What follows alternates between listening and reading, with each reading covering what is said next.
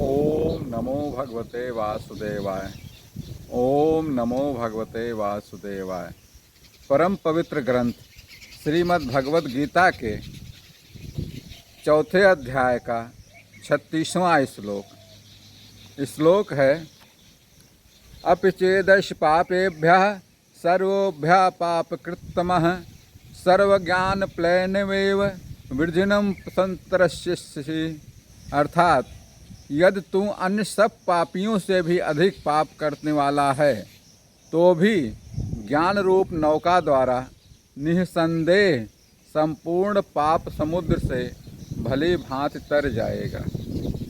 ये तो इसका अर्थ हो गया मित्रों। अब इसकी व्याख्या सुनिए। यहाँ पर भगवान श्री कृष्ण स्पष्ट करते हैं कि ज्ञान की शक्ति असीमित है। यह किसी भी प्रकार के पाप को नष्ट कर सकती है। पाप चाहे कितने भी बड़े हों, ज्ञान की पवित्रता और उसकी शक्ति उन्हें समाप्त करने में सक्षम है।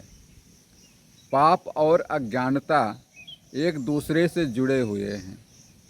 अज्ञानता से ही पाप की उत्पत्ति होती है।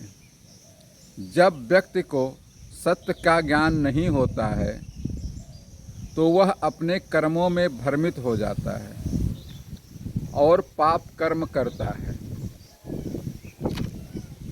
ज्ञान हमारे जीवन को अज्ञानता के अंधकार से ज्ञान के प्रकाश में ले जाता है।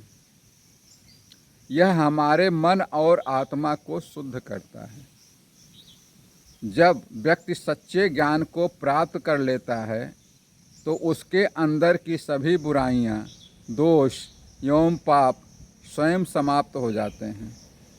जब हम ज्ञान के नाव में सवार हो करके तो वह हमें पापों के समुद्र अर्थात अज्ञान के अंधकार से ज्ञान के प्रकाश में ले जाती है।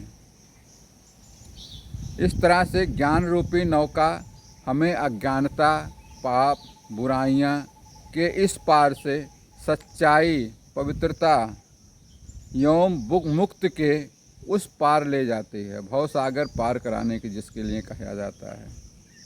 ज्ञान व्यक्ति को आत्मा की सच्चाई का बोध करता है और उसे अज्ञानता और पाप से मुक्त करता है। इस प्रकार हमें यह सीख मिलती है कि हम ज्ञान की खोज करें और उसे प्राप्त करके अपने जीवन को शुद्ध एवं पवित्र बनाएं। यहाँ पर हमें ज्ञान मिलता है कि व्यक्ति चाहे कितना भी बड़ा पापी क्यों ना हो, उसके पास मुक्ति की एक आशा जरूर रहती है। वो आशा क्या है? ज्ञान की प्राप्त और भगवत साधना, भगवान की पूजा, भगवान की साधना, आराधना, पूजा पाठ, प्रेम। बस मित्रों, आज के लिए इतना ही। इससे अगले श्लोक के लिए कल फिर मिलेंगे। तब तक के लिए श्री कृष्ण शरणम मम। श्री कृष्ण शरणम मम।